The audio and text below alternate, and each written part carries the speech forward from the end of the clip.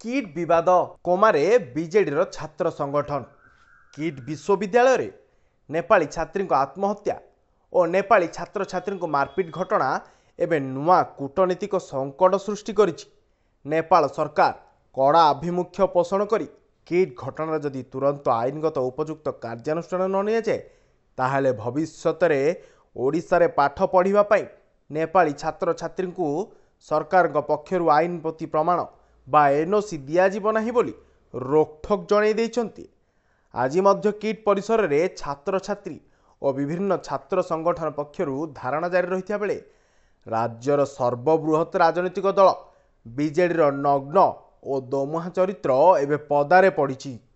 नेपाली छात्र मानक उपरे किट गुंडा मानकर मरणात्मक आक्रमण और किट कर्तृपक्षों अमानवीय आचरण सत्वे एही प्रसंगरे बीजेडी छात्र संगठन नीरव रही। एपरिक गणमाध्यम एही घटना को निंदा मध्य करने दलर छात्र नेता माने साहस जुटाई पारुनथिबा जणा पड़ी।